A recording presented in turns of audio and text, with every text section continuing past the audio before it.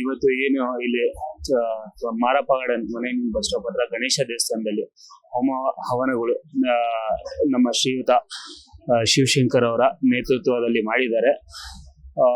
ಈ ಪ್ರಾರ್ಥನೆ ಎಲ್ಲ ನಮ್ಮ ಯುವ ನಾಯಕರಾದ ಶ್ರೀ ರಿಜ್ವಾನ್ ಅರ್ಷದ್ ಸಾಹೇಬ್ರಿಗೋಸ್ಕರ ಮಾಡ್ತಾ ಇರೋದು.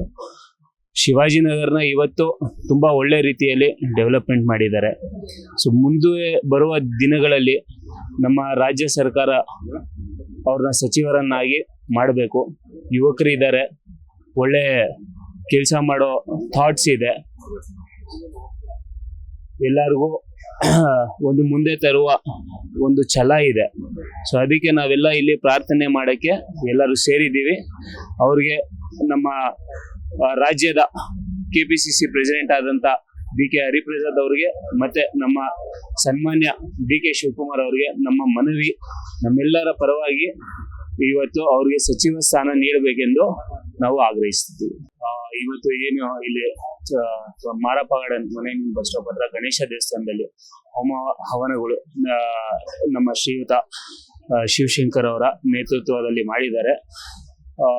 ಈ ಪ್ರಾರ್ಥನೆ ಎಲ್ಲ ನಮ್ಮ ಯುವ ನಾಯಕರಾದ ಶ್ರೀ ರಿಜ್ವಾನ್ ಅರ್ಷದ್ ಸಾಹೇಬ್ರಿಗೋಸ್ಕರ ಮಾಡ್ತಾ ಇರೋದು.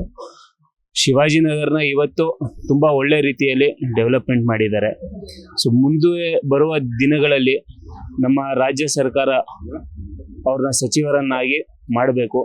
ಯುವಕರಿದ್ದಾರೆ, ಒಳ್ಳೆ ಕೆಲಸ ಮಾಡೋ ಥಾಟ್ಸ್ ಇದೆ, ಎಲ್ಲರಿಗೂ ಒಂದು ಮುಂದೆ ತರುವ ಒಂದು ಛಲ ಇದೆ. ಸೊ ಅದಕ್ಕೆ ನಾವೆಲ್ಲ ಇಲ್ಲಿ ಪ್ರಾರ್ಥನೆ ಮಾಡಕ್ಕೆ ಎಲ್ಲರೂ ಸೇರಿದ್ದೀವಿ.